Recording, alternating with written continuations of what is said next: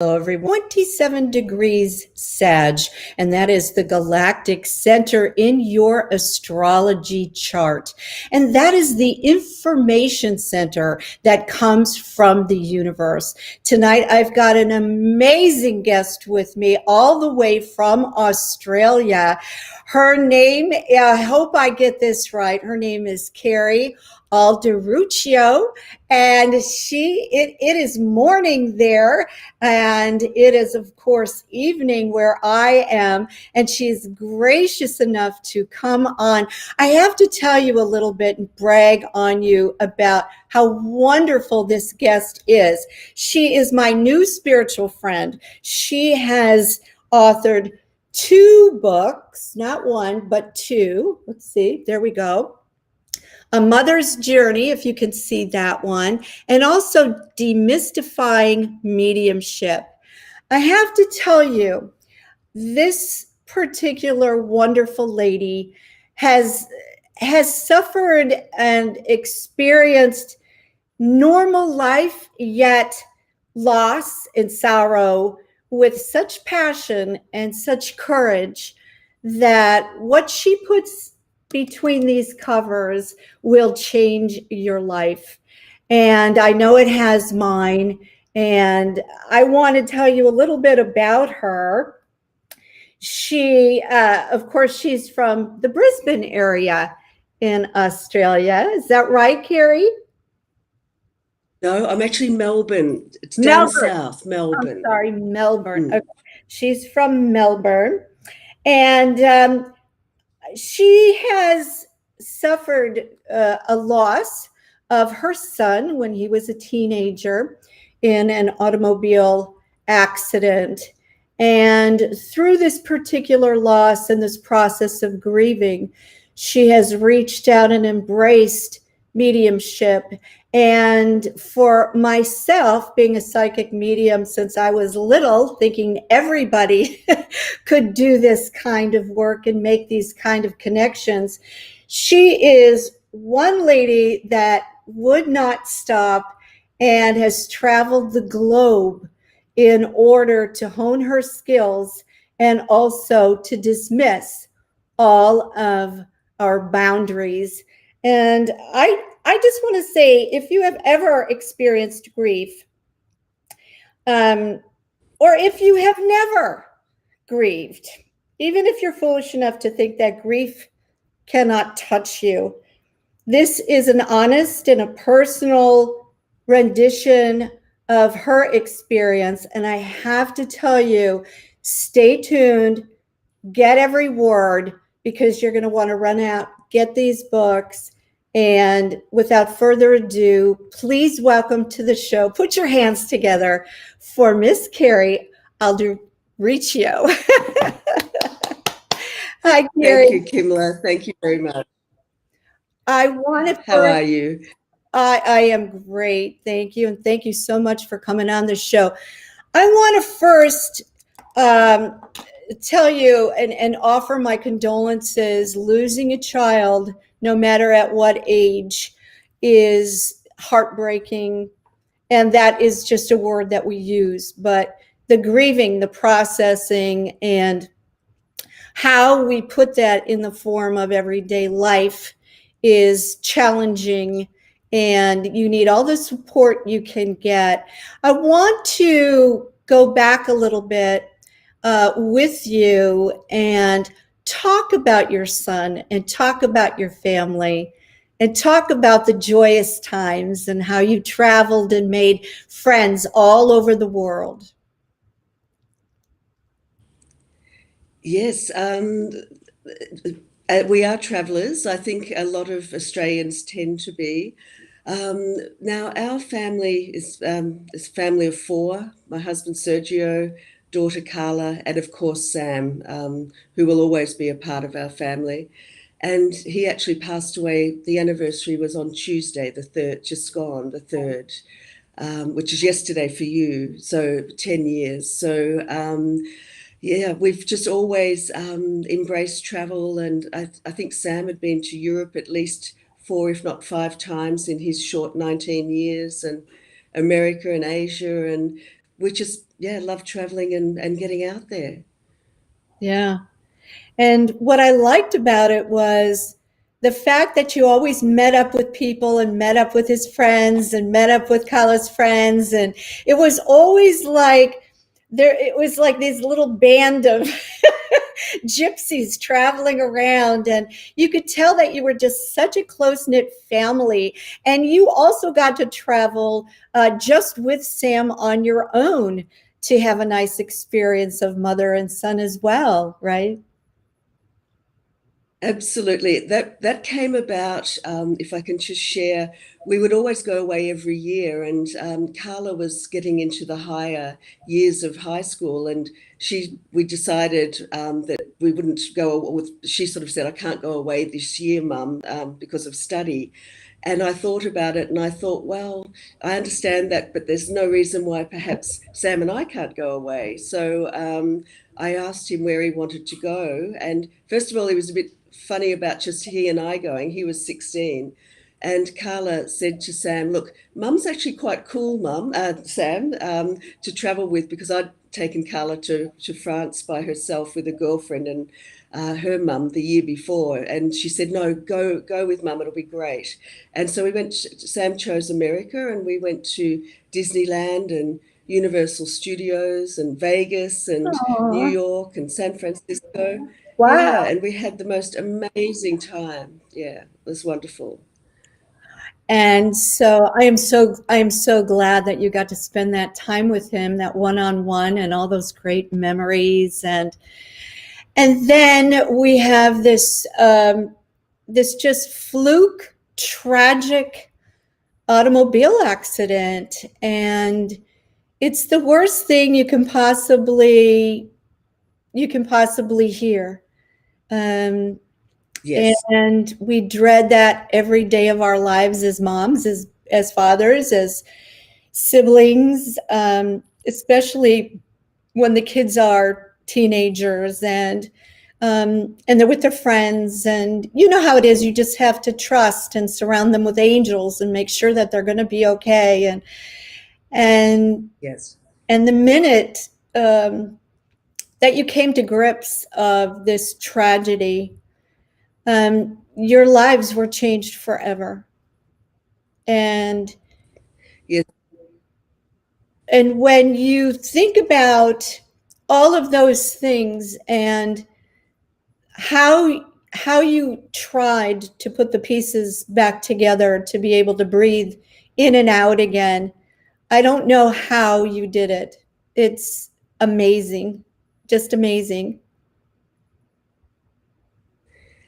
I think because we did it because you have no choice, and that is really what it comes down to. And you can either stay back in that place of horrible, horrible grief, or you can start to live again. And for me, I very much wanted to live for Carla's sake. That was absolutely vital, and also for my husband Sergio, and for everyone around us. And I've always believed that the spirit world is real. So that was before I discovered my mediumship. But I also knew that Sam would be seeing how we are coping, and it certainly wouldn't be helping him to see us in such a horrible state.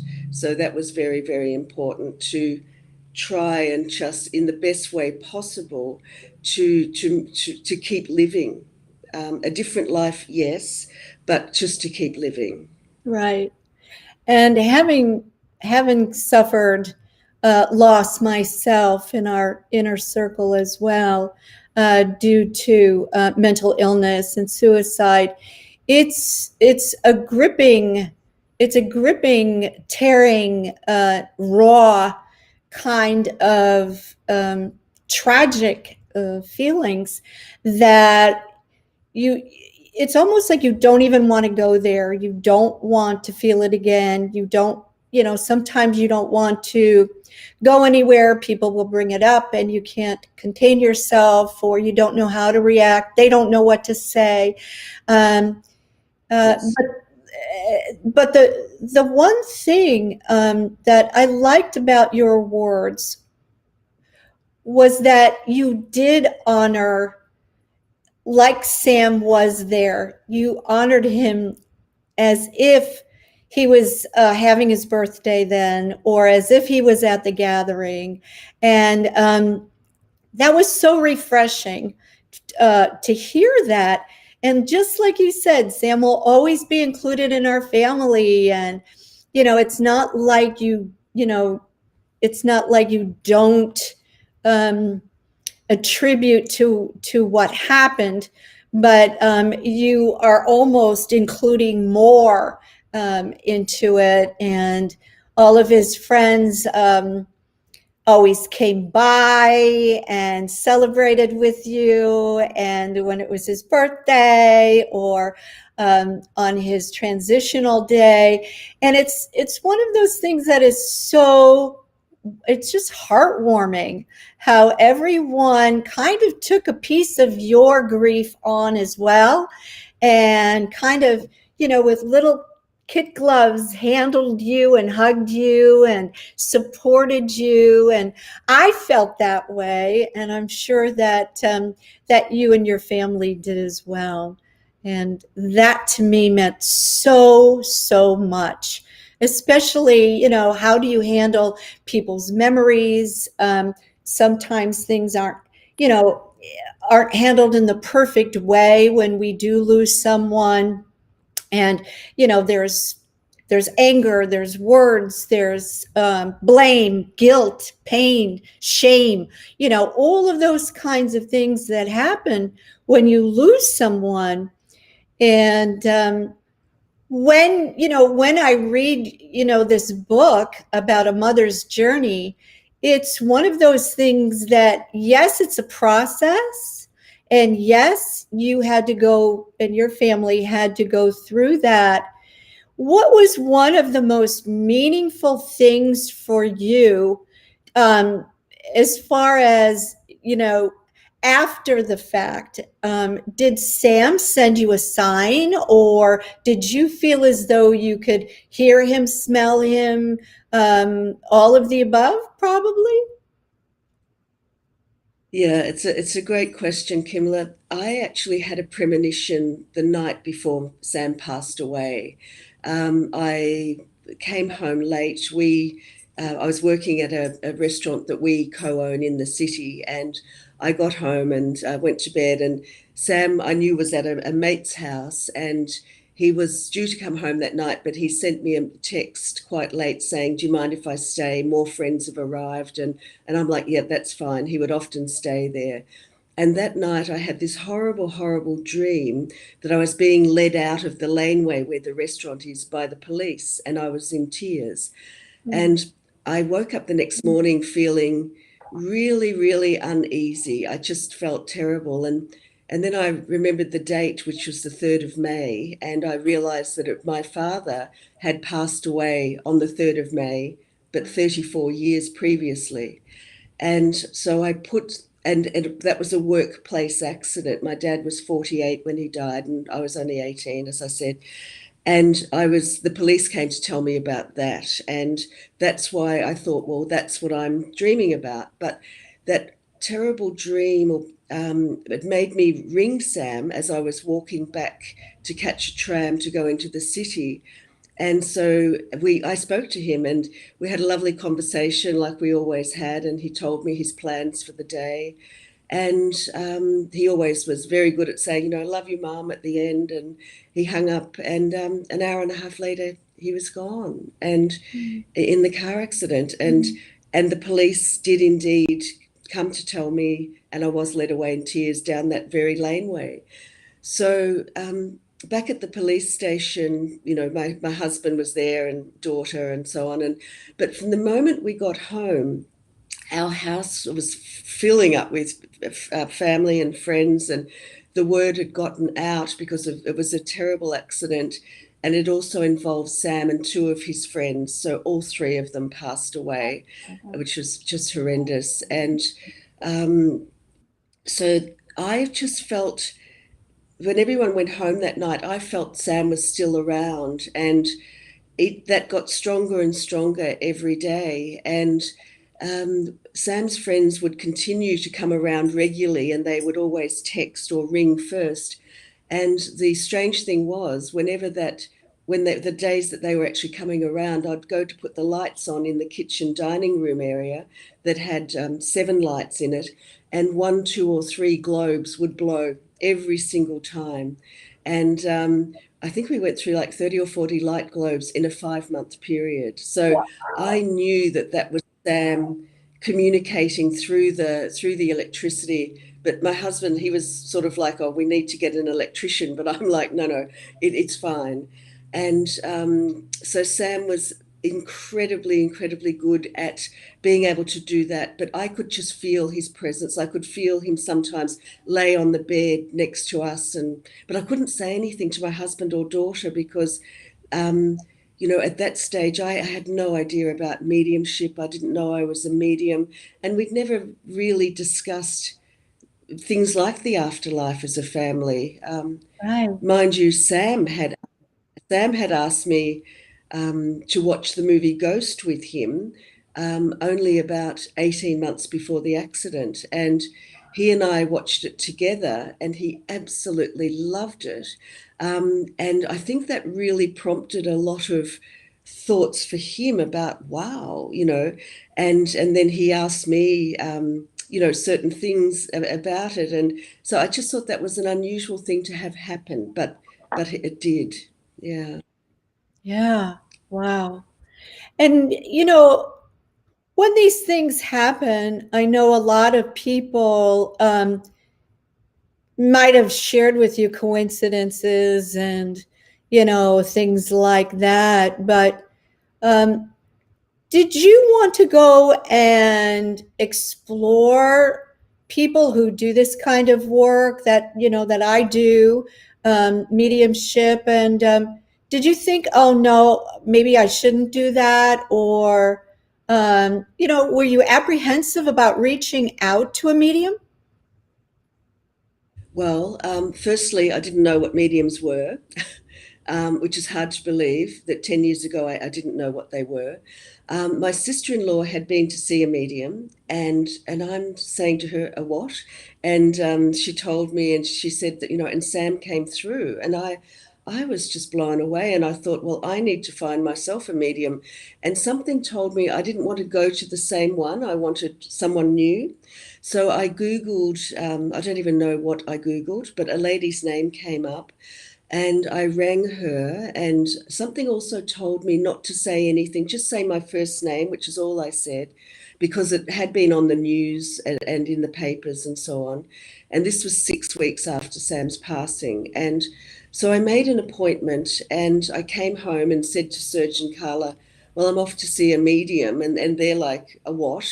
So I said, look, I really don't know what she's going to do, but they communicate with the spirit world. And they're looking at me like, oh, God, mum's sort of losing it a bit.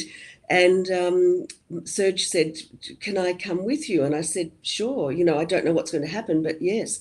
And so we agreed that I would attend grief counselling with him in the morning. He and Carla were going down the mainstream route, I guess you'd call it, of grief counselling with the Traffic Accident Commission, TAC as we call it here.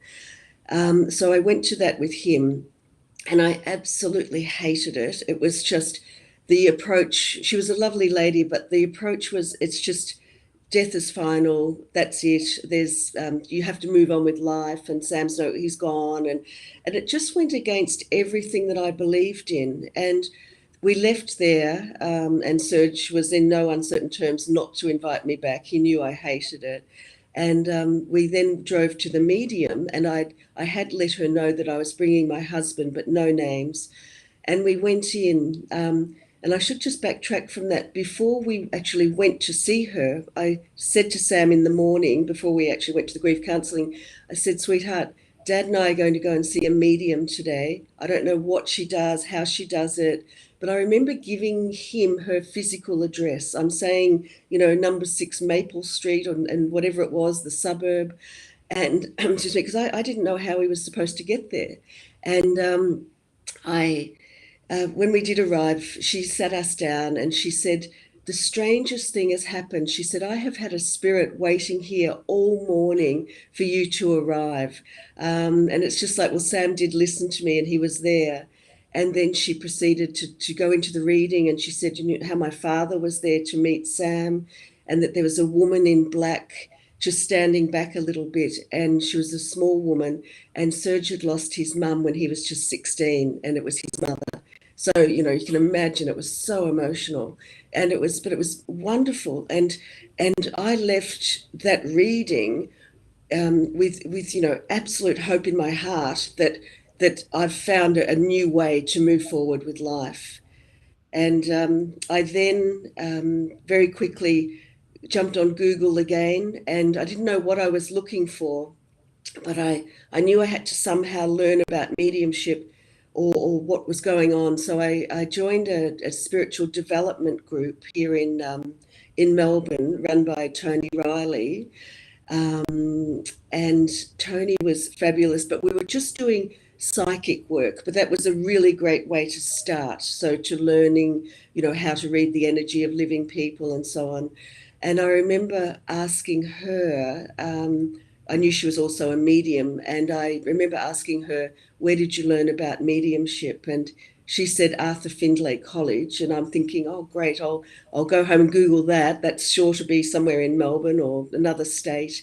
And she said, Kerry, it's in the United Kingdom. And I'm like, oh, okay. And traveling didn't bother me at all. That excited me. So I went home and looked it up, and announced to my family, I'm off to Arthur Findlay College to study mediumship. And I think they thought, oh, God. But they were very, very supportive. And I went there in February 2015, and I've gone back every year since for 2 weeks at a time, except for COVID, obviously. And I'm returning again later this month. So that's how it all unraveled. Yeah. You know, for people that, you know, are sensitives, they're light workers, they perhaps have been working on their meditation and their tools, and, you know, as far as their intuition, and now they are experiencing conversations and mediumship. And I've heard wonderful things about Findlay College. For you, what was the most impressive thing as far as a new person, you know, kind of busting through, you know, this fabulous realm? It's kind of like 1 foot out of reality and 1 foot in, you know. But what, you know, how did you experience it, and what was the most impressive way that they, you know, kind of enveloped you into the college? Well, the first week that I did was, and it's really interesting, the courses that came up. They came up at the dates that worked for me. It was between Sergio's birthday and Sam's birthday. So Serge on Valentine's in February and Sam the 13th of March. So I looked at the courses that would fall in those dates and still have time for a bit of a break. And the first course was a mixture of philosophy and just spiritual development. So it wasn't a lot about mediumship in that course. That was perfect, as it turned out, because it was a very cathartic experience. I cried most of the week. It was so amazing, but there was a lot. There were readings and things happening around me, and so on. But the second week, I wanted to put myself to the test, because after the first week, I still didn't know if I was a medium, because I wouldn't put my hand up for anything. I'd do all of the psychic readings and things. But when it came to, Kerry, do you want to have a go? I'm like, oh, no. And the second week, there was an opportunity in a class, and our lovely tutor, Thelma Francis, who's a Scottish medium, she wanted to volunteer. And my hand just went like that. And I know that I didn't do that. And I'm like, oh no. And I had to, she said, you know, have you done this often? And I'm like, no, I've never done it before in my life. And she's like, you know, this will be interesting. and I was able to bring through this little boy, and for a Dutch woman who was in the class. And it was the most amazing experience for me. And I don't think it was a coincidence that a little boy came through either, because it wasn't an adult. He died on his bike actually when he was 12, and he showed me the bike and everything, and it was just the most incredible experience. But what I loved about the teaching at the college is it's very natural. They are always talking about the naturalness of mediumship, which is completely what it is. It's a natural communication, as you know, Kimla, between this world and the next. Mm-hmm. So there's nothing is airy-fairy in the way they teach, and every single tutor who teaches there, and they come in for a week at a time, so there's always different tutors that come in. They all teach in the same way, so it won't matter what course you're doing, which class you're in, the way they teach is all the same, and it's just the naturalness of it that I love. It's the best teaching you'll get in the world, I think. Yes, I've heard wonderful things, just wonderful things about that. And it's funny, it's one of those things that when you're ready, boom, there it is. And it sounds like that's exactly what happened, that you just sort of opened up. And I also think Yeah. it's wonderful. It's kind of like, um, and I've heard this so many times, when people on the other side come through, they say, we saw your light. We saw your light. And it's almost like, wow, I guess, my telephone cord was on or ringing, or my light was on, or something where they know that they can come through and give a message, or, or have a conversation, or they feel safe enough that it's a right fit in order to come through. Seeing as how that little boy,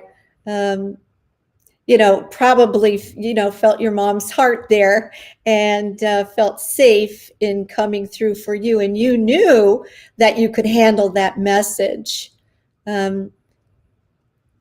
Yes, mind you, yes, yes and no. I did have the entire class in tears, and I was as well.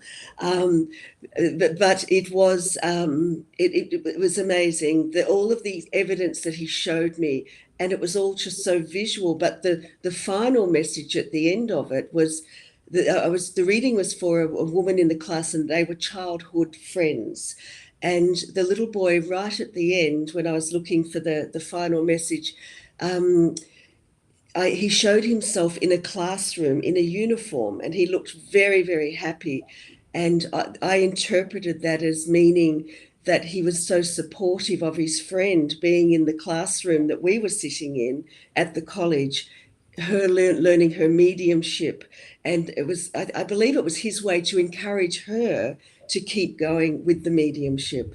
And yeah, it was just a beautiful, beautiful experience. And then the rest of that week, I could do readings left, right, and centre, and I've never looked back since. But I do know now that the mediumship ability was always with me, but I was never meant to find it until Sam passed. I was always aware of my father's presence when he passed away, but I just thought once again that was normal. I presumed everyone felt that. I now know that that's not what people feel.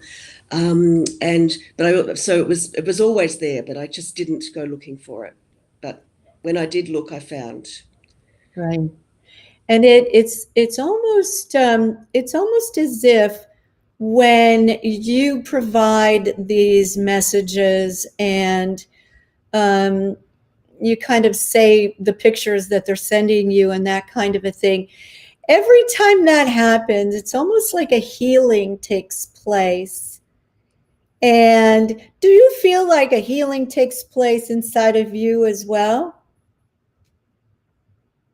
Yes, yes, I do. Absolutely. Every single reading, something happens for me as well. And I've got to a stage in my life, I don't fear death at all, because I just know through all of the communications that I do that everyone on the other side is, they're in a really good place.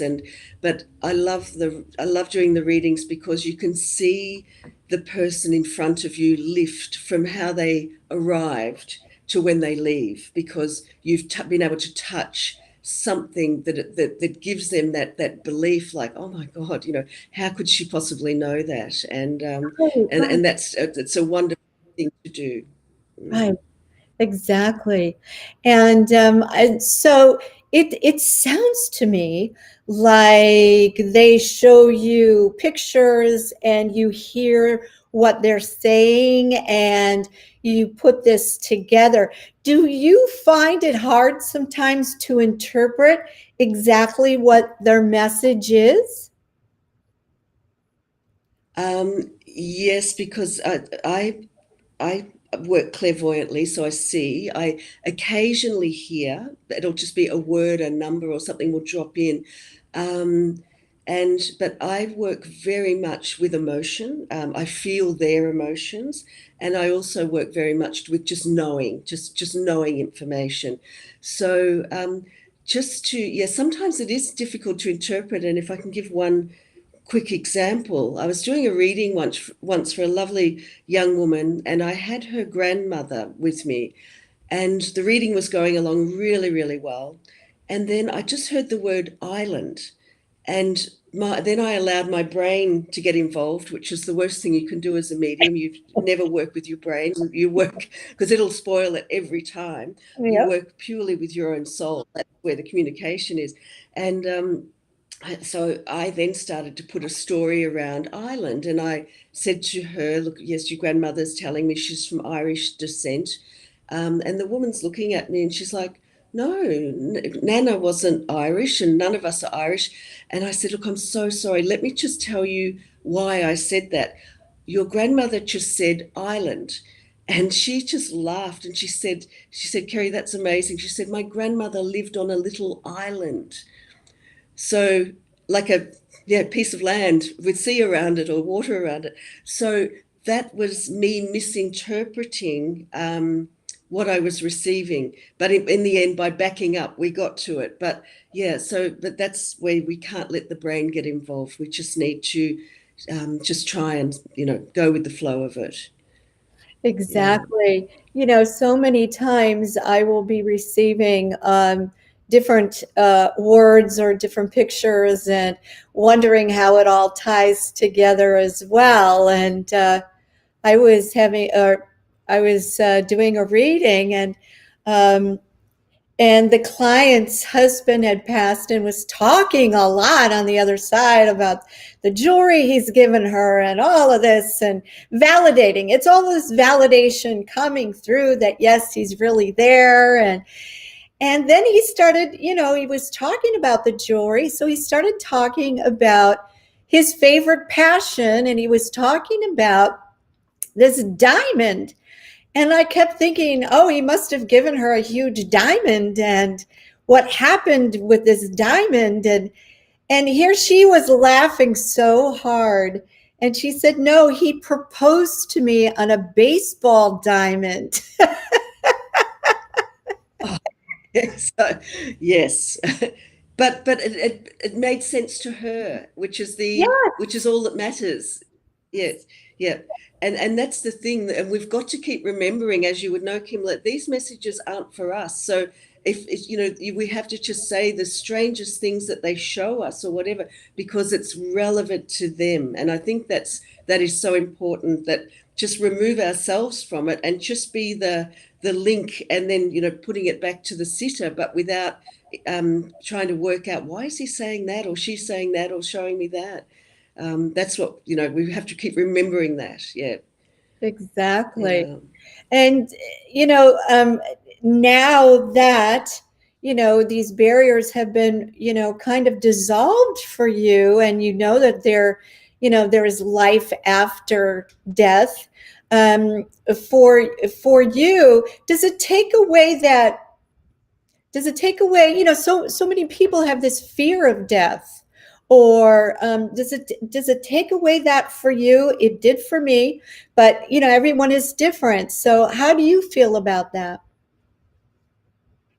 Yeah, and I don't fear death at all. And for me, death is the next stage of life. It's the next life after this one, and it's just on another dimension. And so yes, and just that reunion that I know will be there.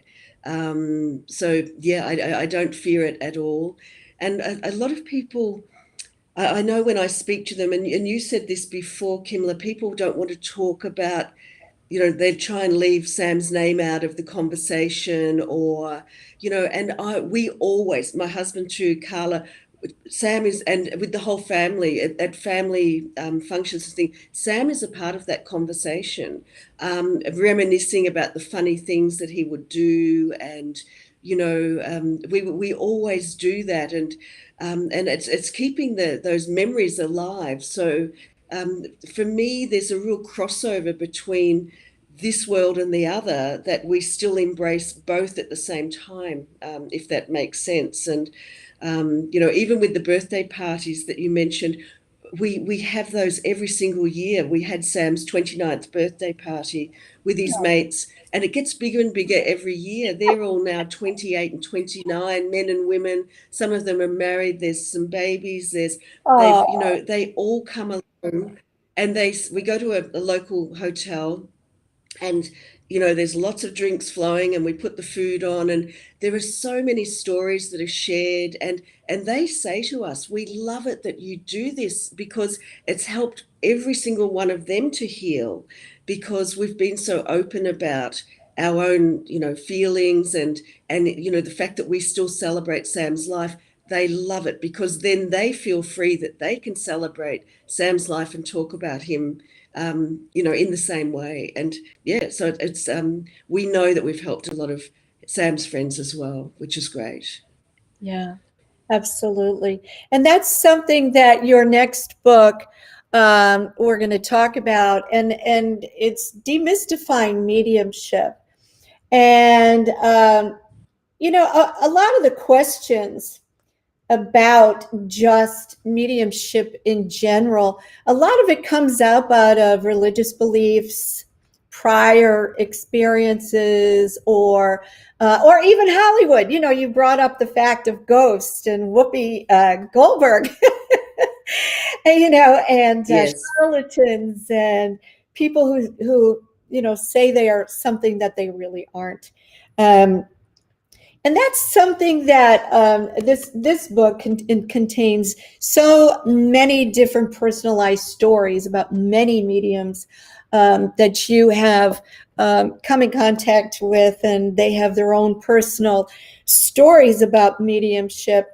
Uh, how do you feel your role, um, just raising human consciousness about you can talk to people on the other side, and they don't have to be in the same room? And how do you feel, like, do you feel as though this is your mission, this is a new challenge for you, or is this just a progression, like the next step for you? Yeah, I'm someone that will embrace anything new. If it feels right for me, I'll do it. And so the reason I wrote that book, so many people have said to me, because I found my mediumship, in my mid-50s, I'm 62 now, they, a lot of people thought, well, that's really strange. How is that even possible?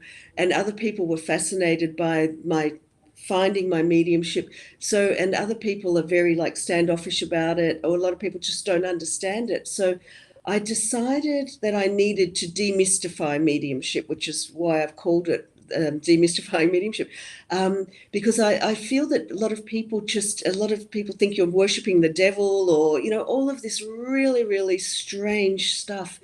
And so I did a meditation, and this was when COVID had just hit. So I knew I needed a project.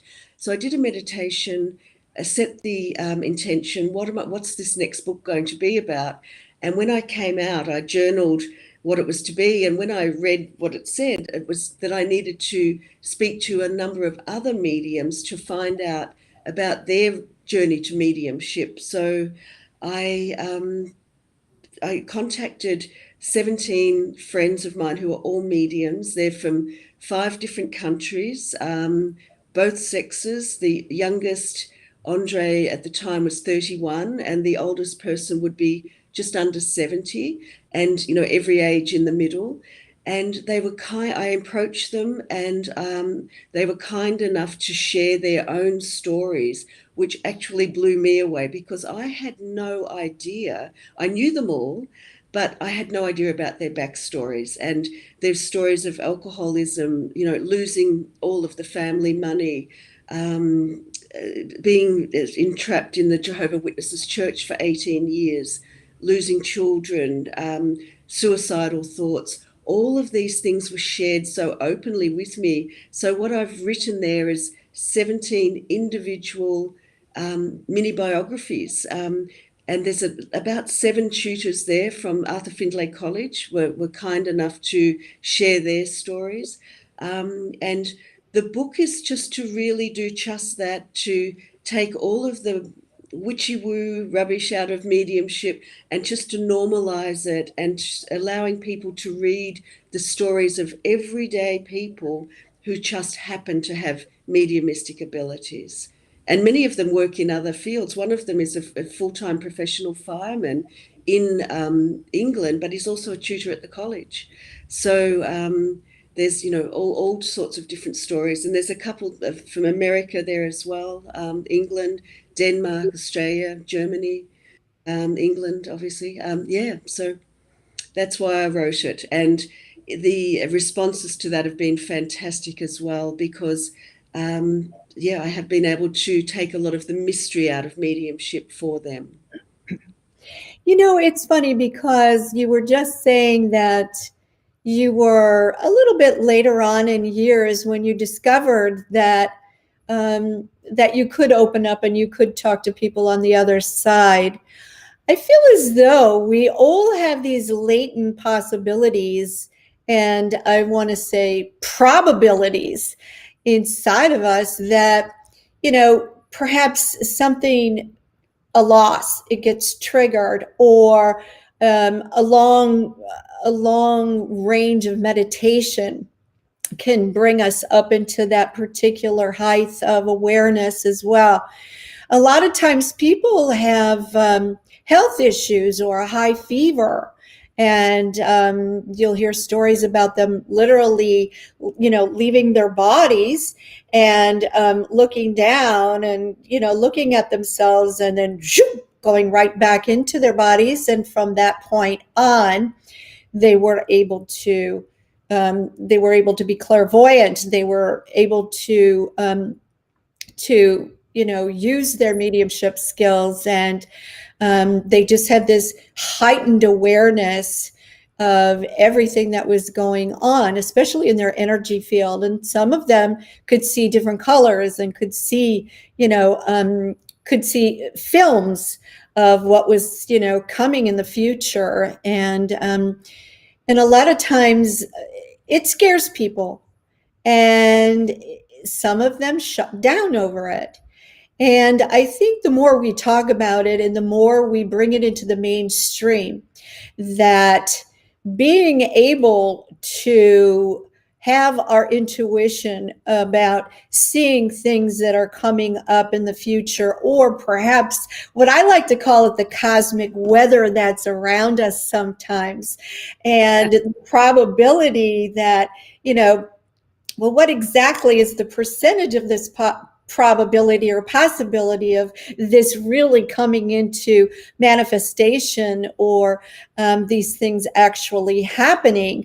But mediumship to me is a little bit of a different turn from just being clairvoyant or psychic.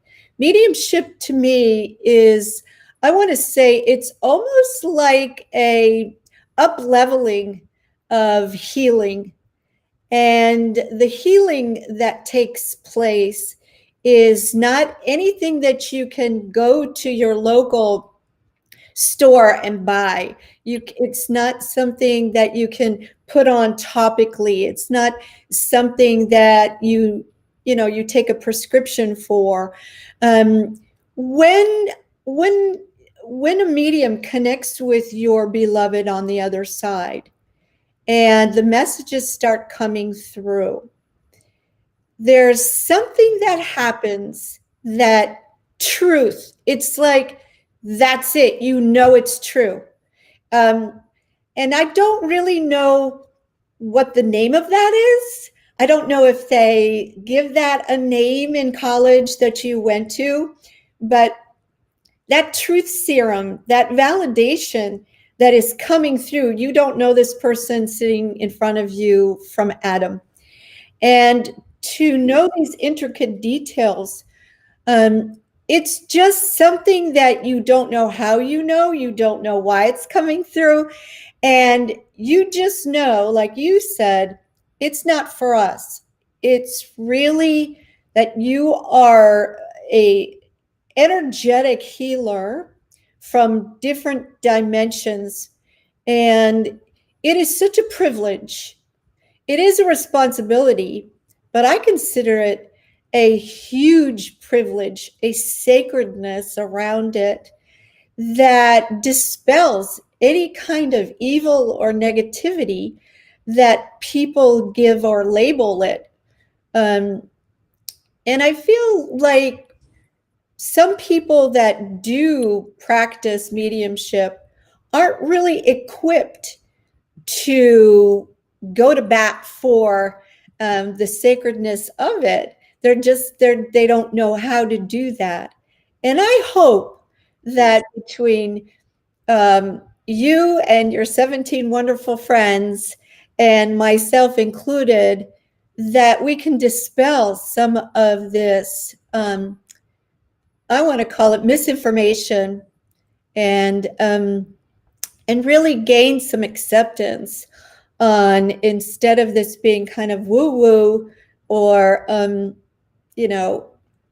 want it to be accepted as an option, and whatever that takes. And thank you for coming on the show, because I just feel like this is another step in getting to that next level where we can talk about this at the dinner table, and we can talk about it with our friends and our relatives, and we can use this to console people, to heal people, but also to have a different perspective on transitioning in general.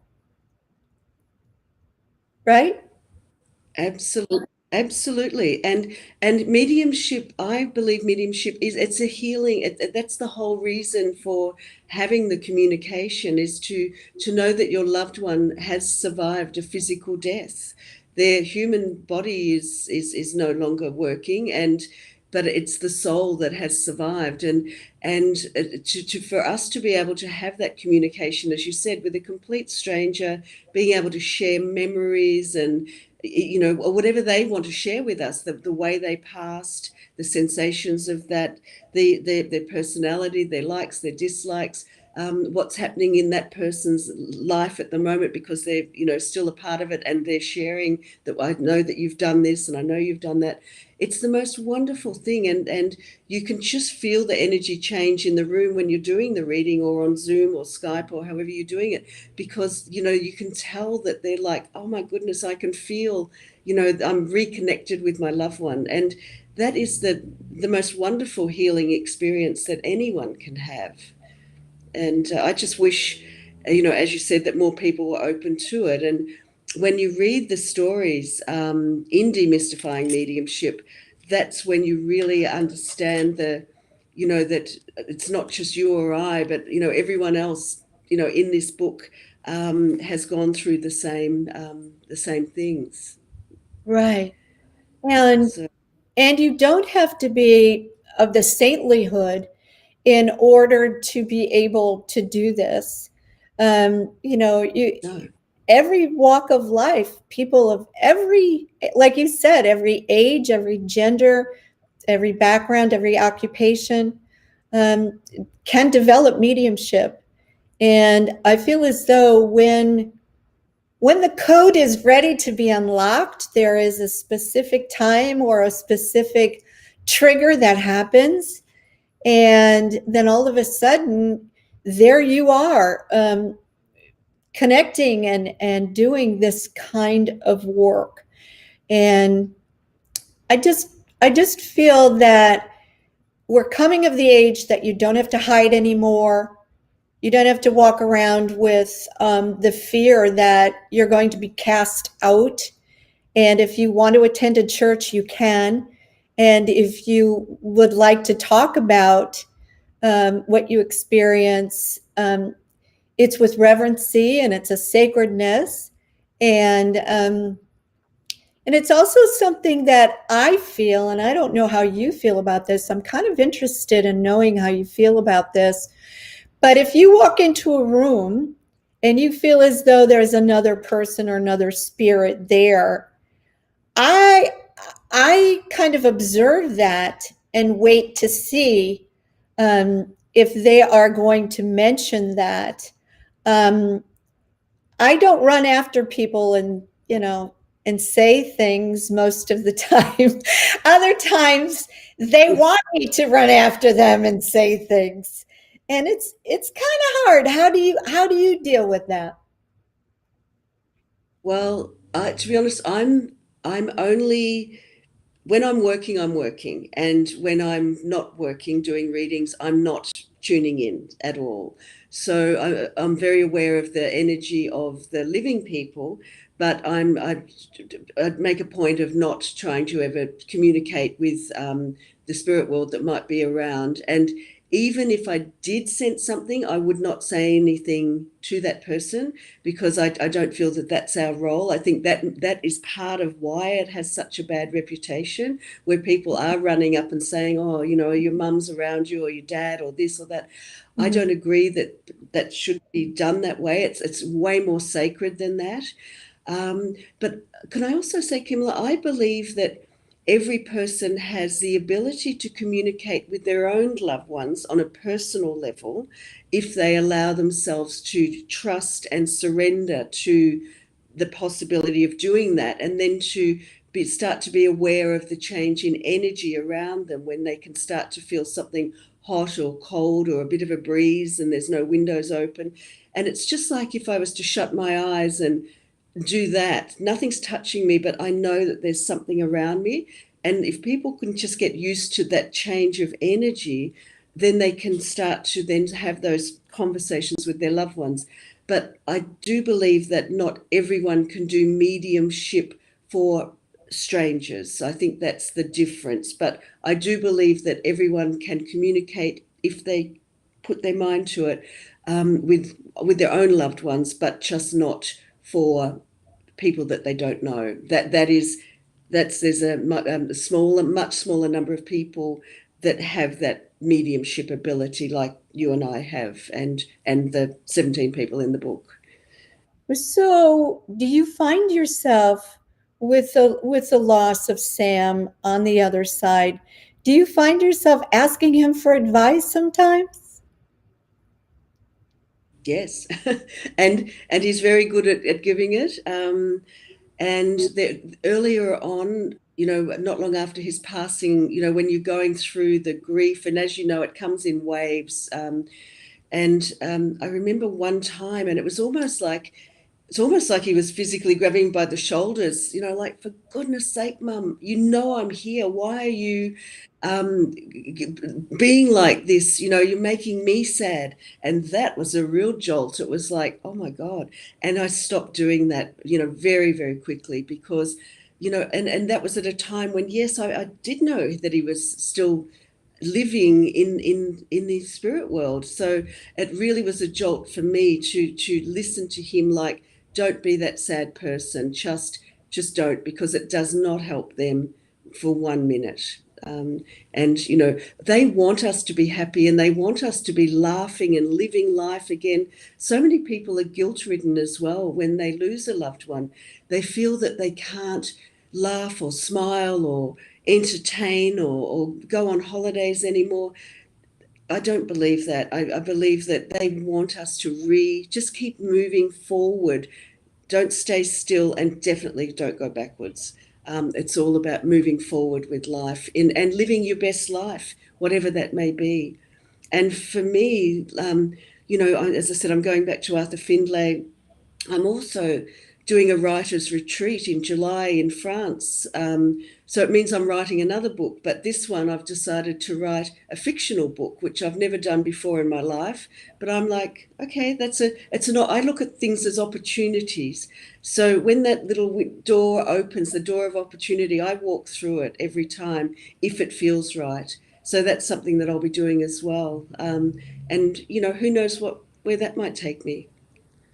That is fabulous. Well, you are one amazing person, and to be able to go through all of this with your head held high and to take it to the next level and to help others connect with their loved ones on the other side is commendable. And my heart goes out to you and your family and the loss, but yet the awakening, which is hopefully on the horizon for many more people to experience. How can people get a Yes. hold of you, Kerry? Right. My website is my name, so it's it's www.kerry Kerry Alderuccio ALDERUCCIO.com. I do readings via Zoom, Skype, all over the world. I'm doing one in America at 11 o'clock our time shortly. And my books are available, Demystifying Mediumship, What Makes a Medium, and A Mother's Journey, A Story of Everlasting Love and Evidence of Life After Death. They're available all over on Amazon worldwide. In America, Walmart sell them online, Barnes & Noble. There's a fabulous website, which is indi.org, which is an American one. And you can go in there and you can type in your indie bookstore, so your independent bookstore, one near you, and you just put my name in the search bar. And there's literally thousands of indie bookstores in America are stocking it as well, but both books. So yeah, and in England it's available as well, at Waterstones and WH Smith, and yeah, all over Australia and New Zealand. Let me just put this up Yeah. here again for everybody to see. It's a fabulous book, and it was, I mean, from cover to cover, you had me.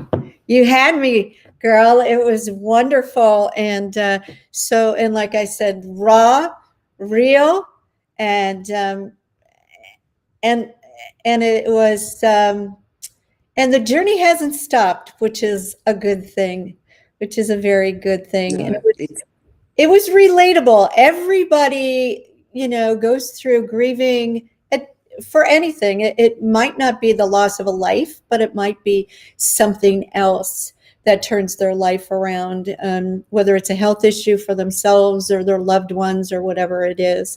But there is a reason why people will tune in or perhaps become interested in mediumship. And if you would like to get a hold of Kerry, please do so. And Kerry, if there is one thing that you would like to say to our followers regarding mediumship, what would it be? I would say not to be frightened of it. There is absolutely nothing to be frightened about. And choose your medium wisely. Go to someone that is that you feel comfortable with or you've been referred to. Because if you were to have a first experience with a medium and it's a bad experience because they're not an experienced medium, it can really spoil things for you. But if you go to someone that has a good reputation, there's a trust there, then just allow yourself to embrace the opportunities of being reconnected with your loved ones. And it's a wonderful thing.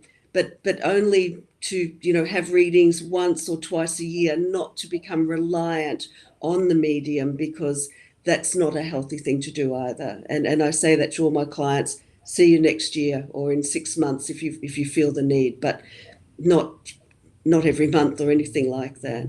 But yeah, just to have open up to it, and don't fear that you're exposing yourself to something evil, because it's definitely not that. And if someone was interested in learning how to develop this skill, what would you say to them? Yeah, that's a great question. I would join a spiritual development circle that's run by an experienced medium, and you can do that on Zoom. Like, we've kind of, I guess, COVID's been very good in the sense that we now realize that we can, do a lot of things on Zoom, so you don't have to be sitting in the physical circle together. I still sit in a circle every Monday morning with a wonderful medium, Christine Morgan, up in Sydney. And there's people there from America and New Zealand and Singapore, and we still sit in circle, because you never stop learning. That would be my starting point. And then if you're able to, I would certainly explore Arthur Findlay College in England. If you can't go there in person, they've got some wonderful, wonderful Zoom courses as well. But if you do go there, it's about an hour and a half out of London, and you're living in this 18. It's a three-story mansion that was built in the 1800s, and it's absolutely sensational. And there's about 100 students all staying in there. It's a giant house, and the tutors live there. We have all our meals there, all of our classes. And you're literally in that house, surrounded with all the old antiques and the library and all of the beautiful things. And it is the most amazing experience you'll ever have in your life. And price-wise, it's very, very reasonable compared to a lot of other things that you can, other courses that are going. So that's what I would do, and learn the right way from the very, very beginning. Good advice. Kerry, thank you so much for coming on the show. Thank you so much for sharing your wonderful life, your experience, and your memories, and your wonderful son, Sam, with all of us. And sometimes, these kinds of things work out, like I said, to take you to another level, another awareness of what life can be. And hopefully, each and every one of you listening out there will reach out and know that this is a possibility, this is an option, and that you can go ahead and explore mediumship. And for all of you out there, thank you so much for coming along with us for this hour. And next time, we are going to have another fabulous show. And please, if you liked this show, make sure that you press the button and say, I liked it, I want to subscribe, and I want to share it with my friends. It really helps our show so that I can get some fabulous new guests, just like Kerry, that have these beautiful creative works that will change your life. Thank you so much for coming along with us. Thank you again, Miss Kerry. You are just a pleasure. And all the best to you and your next book. You'll have to come back on now. Yeah. Thank you, Kimla. I would love to come back on. And yeah, I hope I can do justice to a fictional book. It's so much easier to write nonfiction about things that actually happened. I'm trying to make this up as I go. So, but it's an interesting process. But thank you so much for having me on, and thank you to all the listeners. And if anyone wants to email me, there's an email link on my website. And yeah, you can, hopefully purchase my books and learn, I guess, more about mediumship and and our story, and and why I wrote A Mother's Journey to Honor Sam. So yeah, enjoy. Absolutely. Well, happy Mother's Day to you, my dear. It's Mother's Day coming up this Sunday at the States, and I understand it's the Mother's Day in Australia too. Correct. Yes. So I'm being taken out by Carla and Sergio, which will be lovely. And I don't know where we're going yet, but I'm looking forward to it. And happy Mother's Day to you too, Kimla, and all the Thank others. you. Thank you. My love to your family as well. Take good care. And everyone, until next time, may the angels protect you and guide you. Good night, everyone.